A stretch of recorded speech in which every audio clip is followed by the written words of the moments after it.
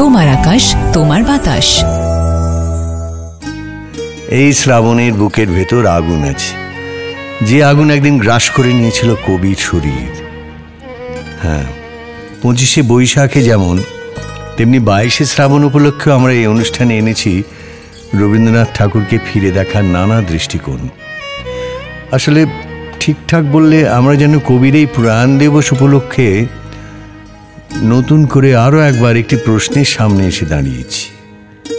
সত্যি কি রবি ঠাকুর মৃত? বিশ্বাস হয় না। এখনো তার গান, তার গল্প, তার প্রবন্ধ, উপন্যাস, নাটক, নৃত্যনাট্য সে তো আমাদের আনমনা করেই। ঝকঝকে ডুপ্লেক্সি বলুন কিংবা 10 ফুট বাই 10 ফুট, যেখানেই হোক রবি ঠাকুর জেগে থাকেন আমাদের আনন্দের স্বাদে, আমাদের বিষাদে। খটকা লাগে, সত্যি কবি প্রয়াত। নশ্বর শরীরটা হারিয়ে গিয়েছে যেমন হারায়, কিন্তু কবির জীবন কাহিনী কি শুধুই সেই বায়োডেটার খাঁচায় বন্দি? আমি সৌমিত্র চট্টোপাধ্যায় তোমার আকাশ তোমার বাতাসে 22শে শ্রাবণ স্মরণে একগুচ্ছ অনুষ্ঠানের প্রথম পর্বটিতে আপনাদের স্বাগত জানাচ্ছি। আজ আমরা এক ঝলক ফিরে দেখব কিভাবে 20 এবং 21 শতকের বিভিন্ন কবির লেখালেখিতে ছায়া ফেলেছেন রবীন্দ্রনাথ ঠাকুর। শুধুই মুগ্ধতা নেই, তাতে আছে সংশয়, আছে বিক্ষত এই সময়ের বেদনা, আছে সেই অন্ধকার থেকে বেরিয়ে আসার একটি সংকল্প। প্রথম কবি রচনার মধ্যে আছে একটি নম্র সংশয় এবং আত্মসমালোচনা। তুমি শুধু 25শে বৈশাখ, কবি বিষ্ণুদে। তুমি কি কেবলই স্মৃতি, শুধু এক উপলক্ষ কবি? হরেক উৎসবে হই হই, মঞ্চে মঞ্চে কেবলই কি ছবি? তুমি শুধু 25শে বৈশাখ আর 22শে শ্রাবণ। কাল বৈশাখীর তীব্র অতৃপ্ত প্রতিভা, বাদলের প্রবল প্লাবন, সবই শুধু বৎসরান্তে একদিনেই নির্গত নিঃশেষ। অপঠিত নির্মনন, নেই আর কোনো আবেদন। সাবিত্রীর ক্ষিপ্রকর বিভা আমাদের দুস্থ চিরগধূলিতে ম্রিয়মান। তোমারই কি ছিল এই নিরানন্দ ভঙ্গুর স্বদেশ? আলোহীন, অন্ধকারহীন, আপন সত্তার থেকে পলাতক, নিস্তব্ধ থাকার ভয়ে, একার সংশয়ে, জনতার অপমানে, নিত্য রুচি ক্ষয়ে ক্ষয়ে অসুন্দর। তোমার আকাশ দাও কবি, দাও দীর্ঘ 80 বছরের আমাদের ক্ষীয়মান মানসে ছড়াও সূর্যোদয় সূর্যাস্তের 80 বছরের আলো। বহুদা কীর্তিতে শত শিল্পকর্মে উন্মুক্ত উধাও, তোমার কীর্তিতে আর তোমাতে যা দিকে দিকে একাগ্র মহৎ, সেই কঠিন ব্রতের গৌরবে আমাদের বিকারের গড্ডল ধুলার দিনগত অন্যায়ে কুৎসিতে শুনি যেন সুন্দরের গান। দেখি যেন একনিষ্ঠ দীর্ঘায়ুর প্রগতির এক ছবি।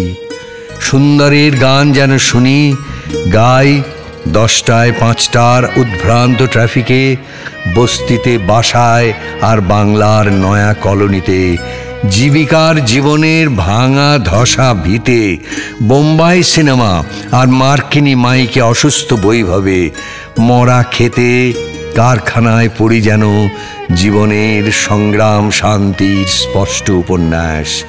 খুঁজি যেন সকালের সূর্য থেকে সন্ধ্যার সূর্যের হবি। শুনি যেন আমাদের কান্নার অতল জলে অমর ভৈরবী। প্রত্যহের সচেষ্ট উৎসবে সহজ অভ্যাস ফেলে সকালে সন্ধ্যায় 12 মাস বছরে বছরে পড়ে যায় জীবনের স্বাধীন বিন্যাস। নিভৃত ছায়ায় চৈত্রে শালবনে, তোমার বসন্ত গানে, রক্তরাগে হৃদয় স্পন্দনে, আমাদের দিনের পাপড়িতে, জীবনের ফুলে ফলে, ভ্রমর গুঞ্জনে নব পল্লব মর্মরে, গড়ে তুলি আজ কাল মাসে মাসে শতবর্ষ পরে আমাদের প্রতিদিন কবি। কিন্তু আমরা যারা তোমার আকাশ তোমার বাতাসের এই আসরে মিলিত হই তারা জানি আরও অজস্র বাঙালির মতো আমাদের কাছেও তিনি শুধুই 25শে বৈশাখ নন, বরং বছর জুড়েই আমাদের আনন্দের স্বাদে আমাদের বিষাদে ছায়া ফেলে যান রবি ঠাকুর। কিভাবে, সেই কথাটাই আমরা একটু ফিরে দেখব আজকের এই অনুষ্ঠানে। আপনাদের মনে পড়বে এর আগে একটি আসরে আমরা শুনেছিলাম রবীন্দ্রনাথ ঠাকুরের সমসাময়িক 19 শতকের কবিরা কিভাবে দেখেছিলেন তার কবিতাকে। অবশ্য সময়ের এই অনুক্রম খুব কড়াভাবে মান্য করিনি, 20 শতকের কিছু কবির কথা এসে গিয়েছিল এই সংকলনে। আর আজ যেসব কথা শোনাবো সে সবই 20 এবং 21 শতকের রচনা। আপনাদের মনে পড়বেন আমাদের অতিথি সুনীল গঙ্গোপাধ্যায় এসে বলেছিলেন প্রতিভা বিচারে রবীন্দ্রনাথের সঙ্গে জীবনানন্দের যে কোনো তুলনাই চলতে পারে না, সে কথা বলে তিনি অনেকের ঈষৎ বিরাগ ভাজন হয়েছেন। সুনীলের সেই কথার সূত্রে এক ঝলক দেখে নেওয়া যাক রবি ঠাকুর সম্পর্কে জীবনানন্দ কি বলেছেন। আর রবীন্দ্রনাথ ঠাকুরকে নিয়ে তার যে কবিতা, সেও এক মহৎ সৃষ্টি। বাংলা সাহিত্যের সৌভাগ্যই বলতে হবে রবীন্দ্রনাথের মতো বিপুল প্রতিভার পরেও সোনার তরীটি শূন্য থাকেনি। যুগসন্ধির আলো ছায়া নিয়ে উঠে এসেছিলেন জীবনানন্দ দাশ। জীবনানন্দের লেখা সেই কবিতার কিছু অংশ শুনে নেওয়া যাক। অনেক সময় পাড়ি দিয়ে আমি অবশেষে কোনো এক বলয়িত পথে মানুষের হৃদয়ের প্রীতির মতন এক বিভা দেখেছি রাত্রির রঙে বিভাসিত হয়ে থেকে আপনার প্রাণের প্রতিভা বিচ্ছুরিত করে দেয় সঙ্গীতের মতো কণ্ঠস্বরে। হৃদয়ে নিমিল হয়ে অনুধ্যান করে ময়দানবের দ্বীপ ভেঙে ফেলে স্বভাব সূর্যের গরিমাকে। চিন্তার তরঙ্গ তুলে যখন তাহাকে ডেকে যায় আমাদের রাত্রির উপরে, পঙ্কিলিঙ্গিত এক ভেসে ওঠে নেপথ্যের অন্ধকারে। আধো ভূত, আধেক মানব, আধেক শরীর, তবু অধিক গভীরতর ভাবে এক সব। নিজের কেন্দ্রিক গুণে সঞ্চারিত হয়ে ওঠে আপনার নিরালোক ঘরে আচ্ছন্ন কুহক ছায়া কুবাতাস। আধো চিনে আপনার জাদু চিনে নিতে ফুরাতেছে, দাঁড়াতেছে। তুমি তাকে স্থির প্রেমিকের মতো অবয়ব দিতে সেই ক্লীব বিভূতিকে ডেকে গেলে নিরাময় অদিতির ক্রোড়ে। অনন্ত আকাশ বোধে ভরে গেলে কালের দুফুট মরুভূমি। সেসবের বুক থেকে নিরুত্তেজ শব্দ নেমে গিয়ে প্রশ্ন করে যেতেছিল যে সময়ের নাবিকের কাছে, সিন্ধু ভেঙে কত দূর নরকের ছিঁড়ি নেমে আছে, তত দূর সোপানের মতো তুমি পাতালের প্রতিভা সেঁধিয়ে অবারিতভাবে সাদা পাখির মতন সেই ঘুরনো আধারে নিজে প্রমাণিত হয়ে অনুভব করেছিলে শোচনার সীমা, মানুষের আমিষের ভীষণ ম্লানিমা। আর যদি এমন হয় যে কোনো একটি কবিতায় একই সঙ্গে দেখা দিচ্ছেন রবি ঠাকুর আর জীবনানন্দ, তাও হয়েছে বই কি। কবিতাটা যিনি লিখেছেন সেই কবি একালের, নাম রণজিৎ দাস।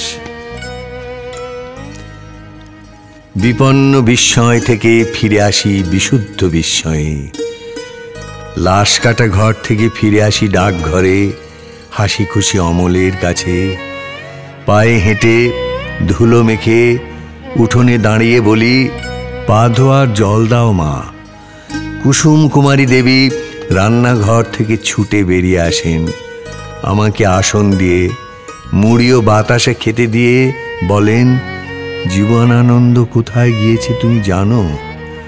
আমি তাকে নীরবে দেখাই, লাজুক জীবনানন্দ দূরে, বহু দূরে বাংলার পথে ঘাটে রবি ঠাকুরের সঙ্গে হেঁটে চলেছেন। কে জানে কোন সময় ভোলা ঘড়ি এমন আশ্চর্য কাণ্ড ঘটাতে পারে। একই স্থানকালে কবির সঙ্গে হাজির হন দুই মহৎ প্রতিভা। জানি না, তবে এইটুকু জানি এমন অলৌকিক সাক্ষাৎকার কবির কল্পনায় প্রায়শই ঘটে। আর এক কবির কথা এসে পড়ছে এই প্রসঙ্গে, তিনি সুব্রত রুদ্র। তার কবিতা দেখা হয়েছিল দুবার। আসলে রবীন্দ্রনাথের সঙ্গেই দেখাশোনার কথা।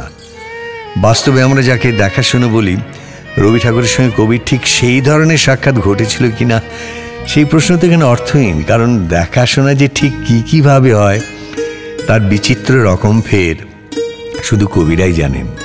আর সঙ্গে রবি ঠাকুর তো অভয় দিয়েছেন এই বলে যে তাই সত্য যা রচিবে তুমি। সুতরাং কবিতাটি শুনে নেওয়া যাক।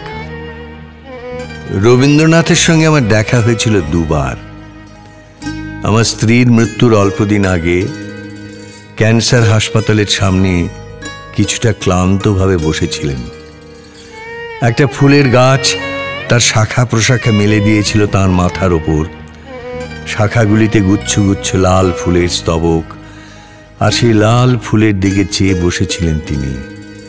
সন্ধেবেলা তার সঙ্গে সেই আমার শেষ দেখা।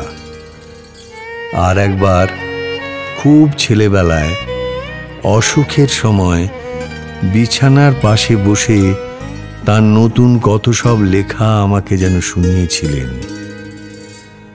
অসুখের সময় শুনেছিলুম বলে এখন আর আমার মনে পড়ে না। আজ আমরা কবিতা থেকে কবিতায় যাব, মাঝখানে যোগসূত্রের মতো জেগে থাকবেন রবি ঠাকুর। তাই আগের কবিতা শেষ হয়েছিল একটি অসুখের প্রসঙ্গে, খুব ছেলেবেলার এক অসুখ। আশ্চর্য, অসুখ আর ছেলেবেলার কথা পাশাপাশি এলেই যে ছবিটা চোখে ভাসে তা এক বালকের ছবি। পাঁচমুড়ো পাহাড়ের নিচে এক গ্রামে তার বাস। সেই বালকের নাম তো আপনারা জানেন, অমল।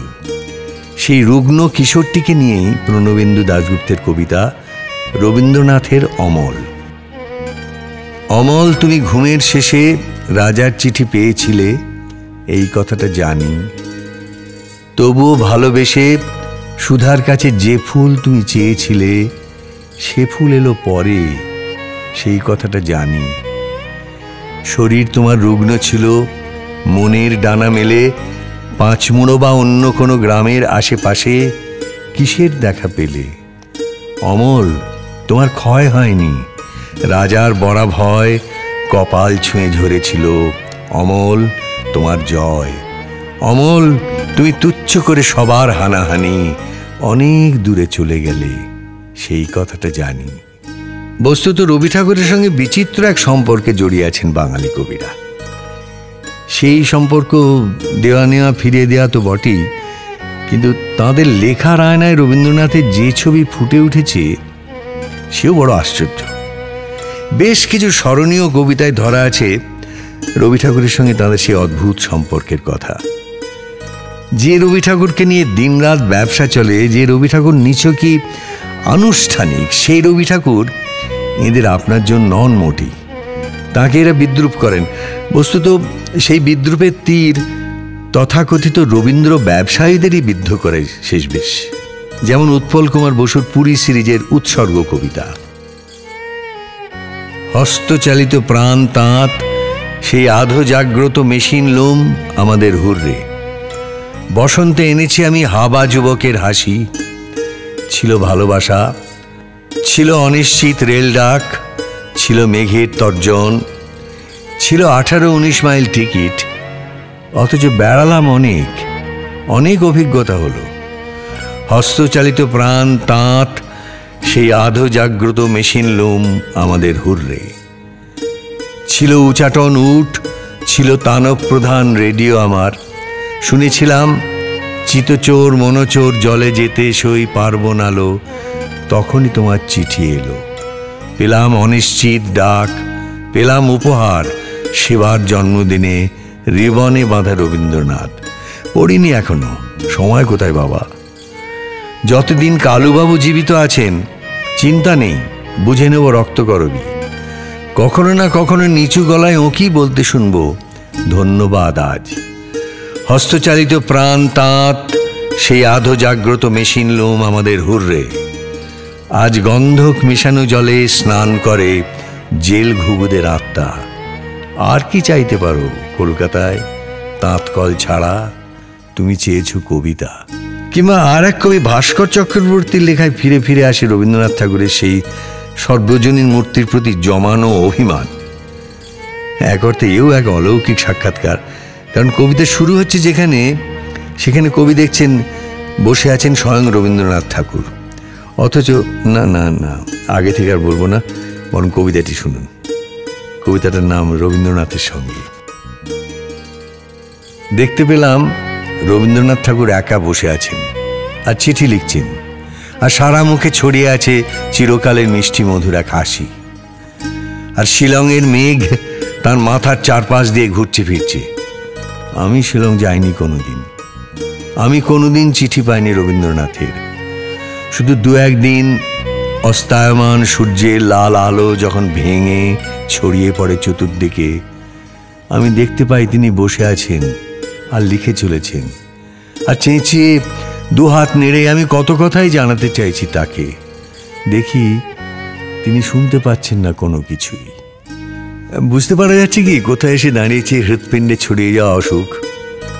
একটু আগে আমরা শুনেছি উৎপল কুমার আপাত লঘু চালে ছুঁড়ে দেন অভিমান, পেলাম উপহার সেবার জন্মদিনে রিবনে বাঁধা রবীন্দ্রনাথ।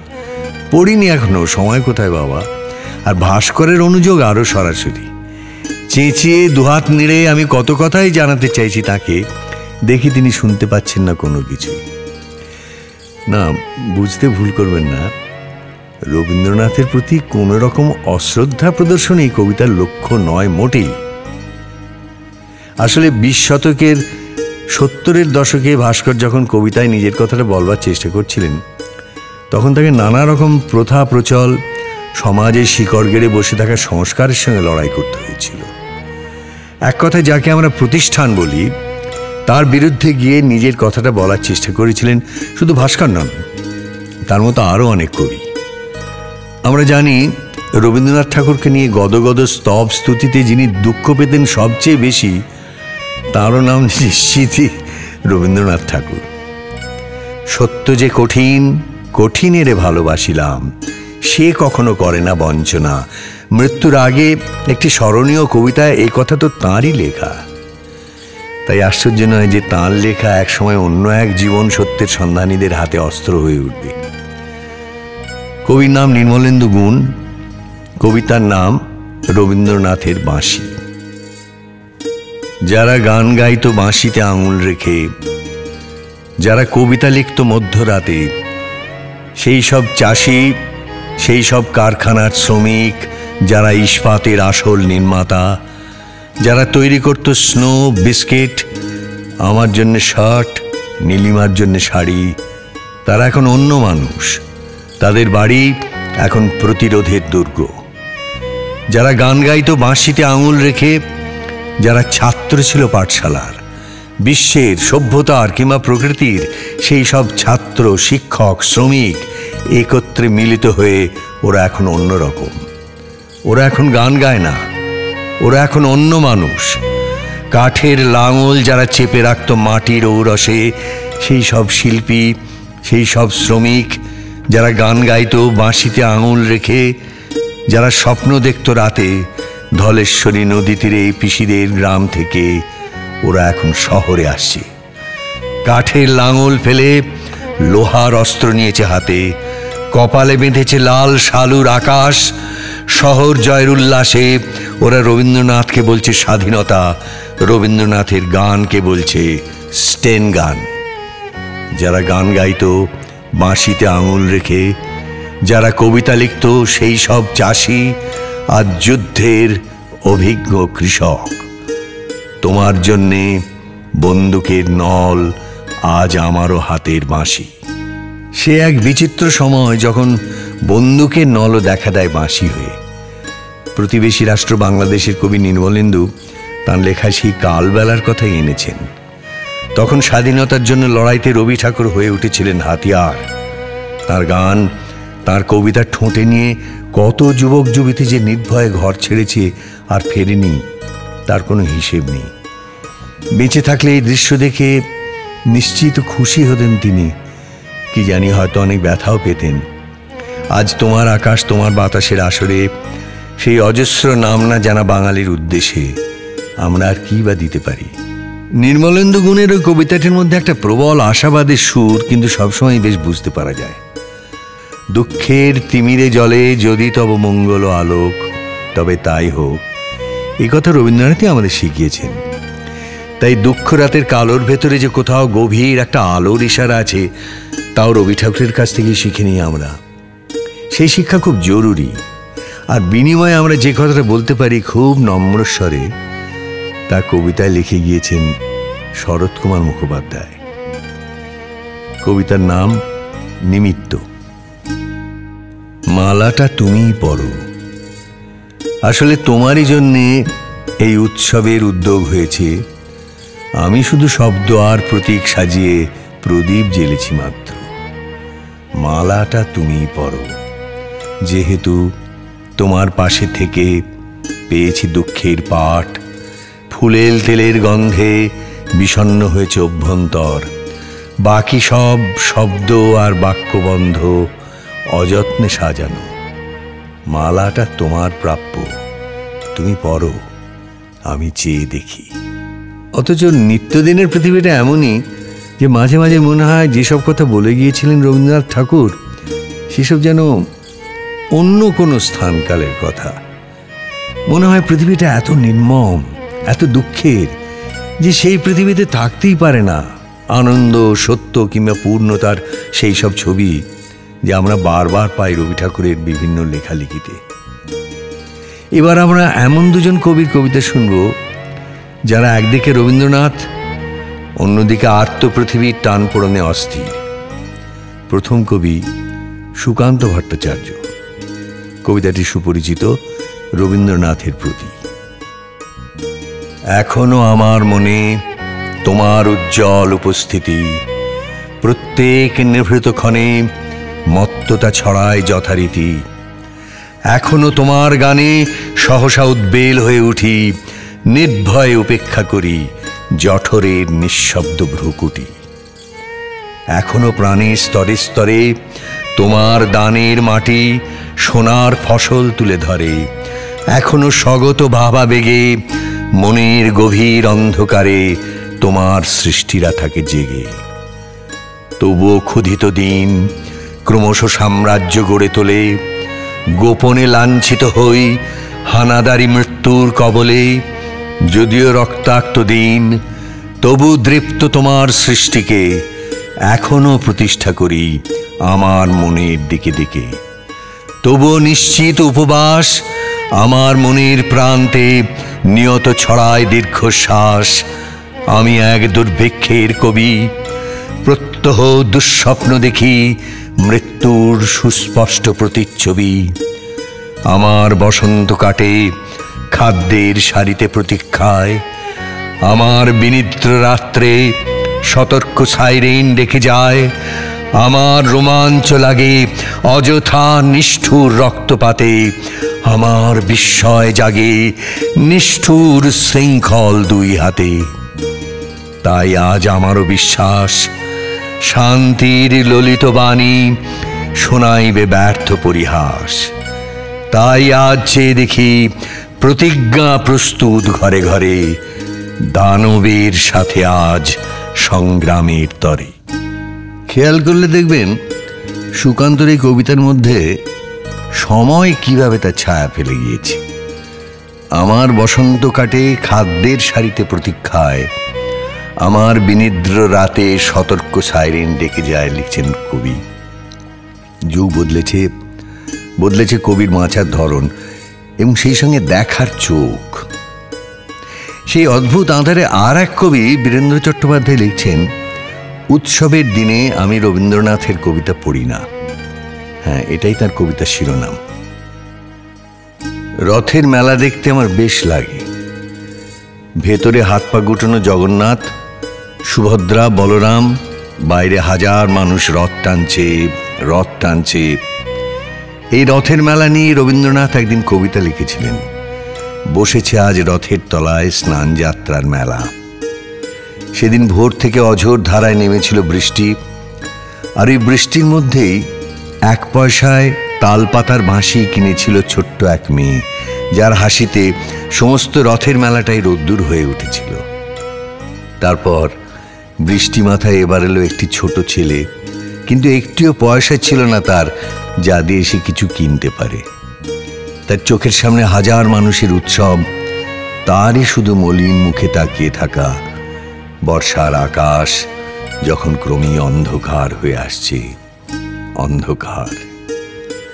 রথের মেলা দেখতে আমার বেশ লাগে, যদিও ওই দিন আমি ভুল করেও রবীন্দ্রনাথের কবিতা পড়ি না, কেননা তার কিছু কবিতা উৎসবের দিন আমাদের মুখ ম্লান করে দেয়।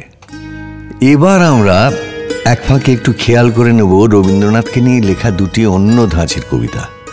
প্রথম কবি অলোকরঞ্জন দাশগুপ্ত, কবিতার নাম দৃশ্যকাব্য। রোদ্দুরে যাই, রোদ্দুরে যাই মিলিয়ে, শরীর বিলিয়ে, বিধাতার চেয়ে শক্তিতে কিছু কম, মানবিকতায় কিছু বেশি, তাই কিছু কিছু বিভ্রম। আয়ুর শরতে রঘুবংশের দিলীপ আমার রাজা, সূর্যের কাছে শুধু আমৃত্যু দেহত্যাগের বাঁচা। মাঝে মাঝে তবু সিঁড়ি ভেঙে নামি, রুগ্ন হৃদয় নিয়ে, রুগ্ন রূপকে ছায়ানট সাজি, মালবিকাগ্নিমিত্রম। আত্মহত্যা করতে গিয়েও বারবার ফিরে আসা নিজের বাড়িতে, নিজের বাড়ির ছাতে। চামেলি মেঘেরা চৌকাঠ গড়ে মৃদুল সবল হাতে, পুরুষ কবিকে সংহত দেখে ভয় পেয়ে যায় যম। দেয়ালে নিজের বিশেষ রক্ত, আমরি বাংলা ভাষা। রবীন্দ্রনাথ মৌলি পাহাড়, জলপ্রপাত আমি, দুঃখ তার বলি না ইনিয়ে বিনিয়ে। কবিতায় বাঁচে প্রজ্ঞা শাসিত অসুস্থ পাগলামি, রোদ্দুরে যায়, রোদ্দুরে যায় মিলিয়ে। দ্বিতীয় কবি অরুণ কুমার সরকার। এই কবিতার মধ্যে রবি ঠাকুর তো আছেনই, বিশেষভাবে আছে তাঁর গান। যারা শান্তিনিকেতন গিয়েছেন তারা জানেন সেই আশ্চর্য ভূগোলের সর্বত্র, লাল মাটি থেকে শীর্ণ খোয়াই, সর্বত্রই রবি ঠাকুরের গানের বিস্তার ছড়িয়ে আছে কি অঢেলভাবে। তাই অরুণ কুমার সরকারের এই প্রেমের কবিতাটি শেষ পর্যন্ত রবীন্দ্রনাথ ঠাকুরের প্রতি, তার সৃষ্টির প্রতি এক অনুজ কবির শ্রদ্ধার্ঘ্য হয়ে ওঠে। কবিতার নাম শান্তিনিকেতন থেকে। সে কোন নারীকে আমি ভালোবেসে খুঁয়ে যেতে পারি কঠিন অসুখে ভুগে। কাঁপে একেশিয়ার শরীর, ছায়ায় কাঁকরে পথে, রতন কুঠিতে জ্যোৎস্নায়। কেউ জেগে নেই আর, কেউ নেই। খোয়ায়ে প্রান্তরে শীতের কুয়াশা, স্থির প্রতিকৃতি রবীন্দ্রনাথের। হঠাৎ বাতাস আসে, থেমে যায়, কাঁপে, রাত্রি কাঁপে। সে কোন নারীকে আমি ভালোবেসে খুঁয়ে যেতে পারি। সে নারী কবিতা, কথা, অশরীরী শব্দের ব্যঞ্জনা, হয়তো অস্পষ্ট সব। শান্তিনিকেতনে জ্যোৎস্নায় সমস্ত বেদনা, দুঃখ, কান্না, শোক, কথা শরীরিনী রবীন্দ্রনাথের গানে। তাঁর দিগন্ত বিস্তৃত চেতনা, খোয়ায়ে প্রান্তরে, দূরে কাছে, একেশিয়ার শরীরে, আমার হৃদয়ে ব্যাপ্ত, সঞ্চারিত স্নায়ুতে স্নায়ুতে। সে কোন নারীকে আমি ভালোবেসে খুঁয়ে যেতে পারি। তিনি তো দিয়ে গিয়েছেন দুহাত ভরে, কথায় সুরে উত্তরকালের জন্য বিপুল সম্পদ। কথাটা এই যে আমরা কি সেই দানটুকু গ্রহণের উপযুক্ত হতে পেরেছি? দেওয়ানে আর গোড়ার কথাটা তো রবি ঠাকুরই বলে গিয়েছিলেন একটি বিখ্যাত কবিতায়। গানই ছিল সেই দেওয়া নেওয়ার বিষয়। মনে পড়ে গানভঙ্গ কবিতাটি। একাকী গায়কের নহে তো গান, গাহিতে হবে দুইজনে। গাহিবে একজন খুলিয়া গলা, আর একজন গাবে মনে। তটের বুকে লাগে জলের ঢেউ, তবে সে কলতান উঠে। বাতাসে বনসভা শিহরি কাঁপে, তবে সে মর্মর ফুটে। জগতে যেথা যত রয়েছে ধ্বনি, যুগল মিলিয়াছে আগে। যেখানে প্রেম নাই বোবার সভা, সেখানে গান নাহি জাগে। তার এই ভাবনা থেকে আমরা পৌঁছতে পারি আল মাহমুদের একটি কবিতায়, যার নাম রবীন্দ্রনাথ। এই কবিতার মধ্যে বাসা বেঁধে আছে একটি ভয়, যে ভয় একদিন দেখা দিয়েছিল রবি ঠাকুরের মনে। যেখানে প্রেম নাই বোবার সভা, সেই নিথর প্রেমহীন পৃথিবীতে কিভাবে জাগবে গান, কিভাবে বা জেগে উঠবেন রবি ঠাকুর, সেই চিন্তা ছায়া ফেলেছে আল মাহমুদের এই কবিতায়। এ কেমন অন্ধকার বঙ্গদেশ উত্থান রহিত, নৈশব্দের মন্ত্রে যেন ডালে আর পাখিও বসে না। নদীগুলো দুঃখময়, নিপর্তক মাটিতে জন্মায় কেবল ব্যাঙের ছাতা, অন্য কোনো শ্যামলতা নেই। বুঝি না রবীন্দ্রনাথ কি ভেবে যে বাংলাদেশে ফের বৃক্ষ হয়ে জন্মাবার অসম্ভব বাসনা রাখতেন। গাছ নেই, নদী নেই, অপুষ্পক সময় বইছে, পুনর্জন্ম নেই আর, জন্মের বিরুদ্ধে সবাই।